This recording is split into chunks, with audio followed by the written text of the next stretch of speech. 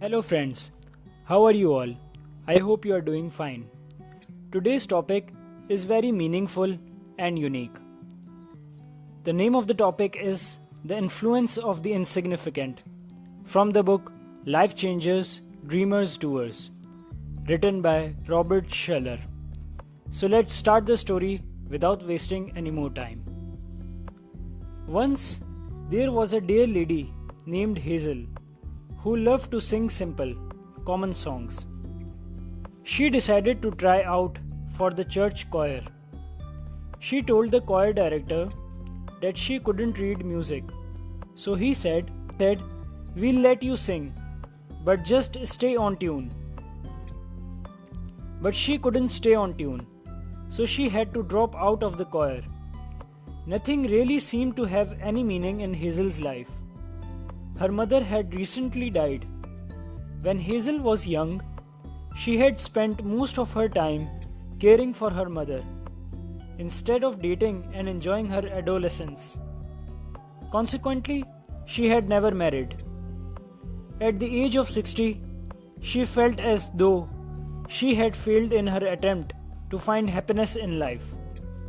Alone, with no spouse or children, she couldn't even fulfill her life goal of singing. Distressed and worried.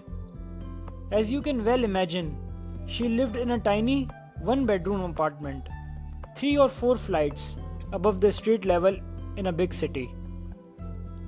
With her mother gone, she lived alone in an old, run-down apartment building where only old people usually live. One day, as Hazel was on her way out, she saw a young hippie-looking guy moving into one of the small tenements. He had a full beard and long hair. When she returned, all of her friends were talking about the new tenant. "We are in real trouble now," said one lady. "Once these tough-looking characters move in, they always take over." And all the old folks living in the apartment building started taking extra precautions, just in case the stranger was a thief. Many even put extra locks on their windows and doors. Nobody trusted him. This went on for several weeks. Then one night, Hazel came in later than usual. She entered the lobby very quietly, so she wouldn't disturb any of the other tenants. After climbing 2 flights of stairs, she saw a suspicious-looking man in the hallway. Instead of screaming or running back down the stairs, she began to sing. In her own off-key way, she sang the first words that came to her. "When you walk through a storm, hold your head up high. And don't be afraid of the dark."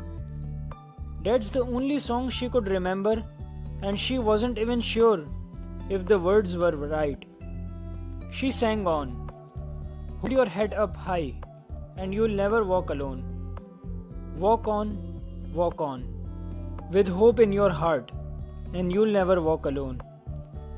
By this time, she had reached her apartment. So she quietly opened the door and locked it securely. Listening at the door for some kind of sound, she heard nothing.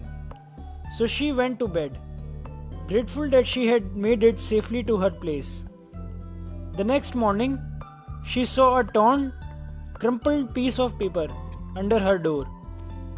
It was from the rough-looking young man that everyone feared. This is what it said. "I don't know who you are, but thank you for singing to me last night. I was ready to cash in, to commit suicide. But then you started to sing. When you walk through a storm, hold your head up high, and you'll never walk alone. I want you to know that you saved my life.